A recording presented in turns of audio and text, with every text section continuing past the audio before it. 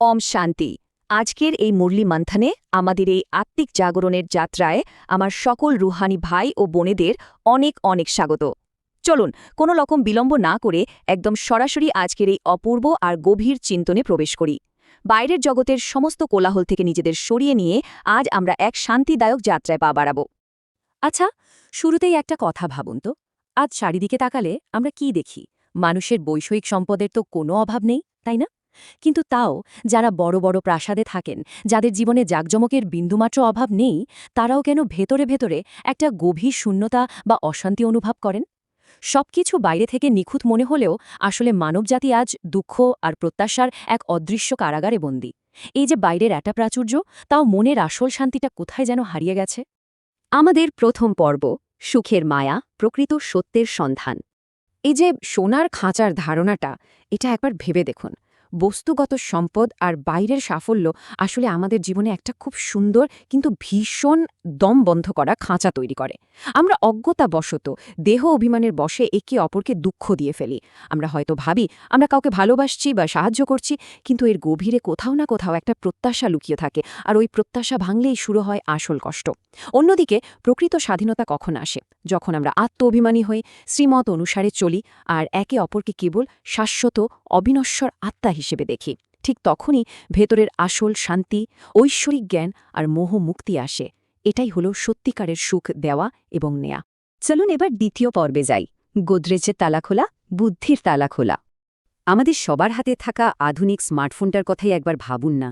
Phone hang করলে ঠিক কতটা বিরক্তি লাগে আমাদের। প্রথমে আমরা কি করি? কেবল বাইরের স্ক্রিনটা পরিষ্কার করি। দুনিয়ার নানা আচার অনুষ্ঠান, দানপুণ্য বা রীতিনীতি পালন করাটা ঠিক ওই বাইরের কভার পাল্টানোর বা স্ক্রিন মোছার মতোই একটা ব্যাপার।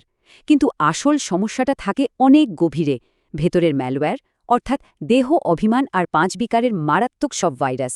বাইরের যতই পরিচ্ছন্নতা হোক, ভেতরের ভাইরাস ডিলিট না করলে সিস্টেম তো হ্যাং করবেই।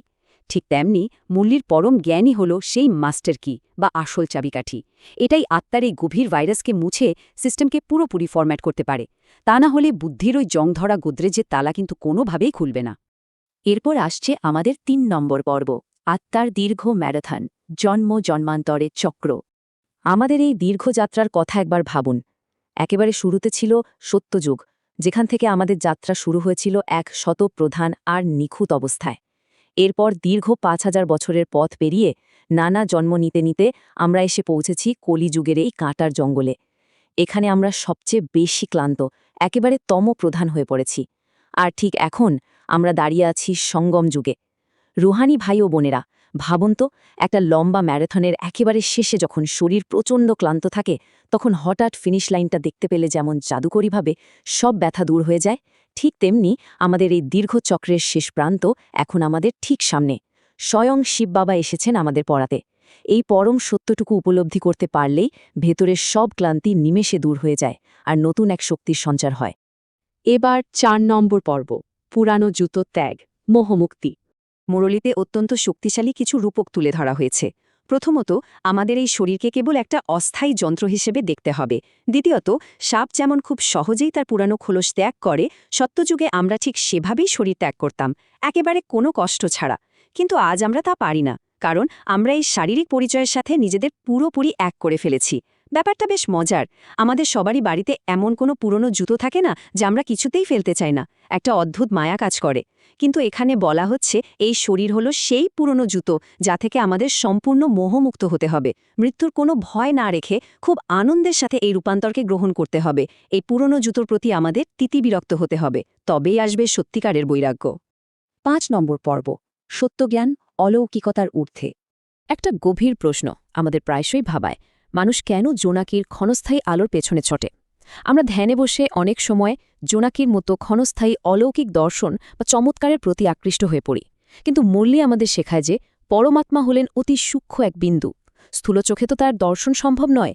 ক্ষণস্থায়ী অলৌকিক দর্শনের প্রতি এই যে আকাঙ্ক্ষা, এটা আসলে আত্মার একটা ভীষণ বড় দুর্বলতা। এটা আমাদের বুদ্ধিতে খুব সহজেই মায়ার প্রবেশ ঘটায় আর অকারণে অহংকারের জন্ম দেয়। তাহলে আমাদের প্রকৃত উদ্দেশ্য বা মূল লক্ষ্যটা আসলে কি? রাজযোগের মাধ্যমে সম্পূর্ণ উপলব্ধি অর্জন করাই হল আমাদের প্রধান উদ্দেশ্য। কোনো ক্ষণস্থায়ী চমৎকারের উপর নির্ভর না করে পরমাত্মার জ্ঞানকে গভীরভাবে গ্রহণ করার মাধ্যমে নিজেদের পুরানো সংস্কারকে ভস্ম করে সাধারণ মানুষ থেকে দেবতায় রূপান্তরিত হওয়াই হল আমাদের আসল কাজ। আমাদের মনে রাখতে হবে, সঠিক জ্ঞান ছাড়া কোনো রূপান্তরই কখনো স্থায়ী হতে পারে না।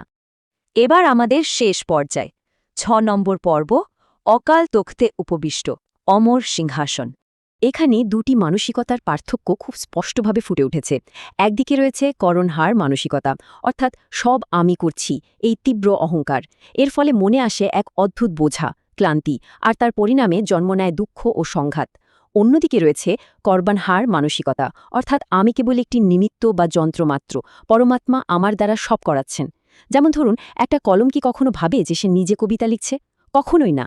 এই চিন্তাধারা আমাদের ভেতরে বিনয়, শান্তি আর একদম হালকা একটা ভাব নিয়ে আসে, যার ফলে আমাদের সমস্ত সেবা হয়ে ওঠে অহংকার মুক্ত, আনন্দময় এবং দিব্য। আমরা আজকের এই মুরলি মন্থনের একদম শেষে চলে এসেছি।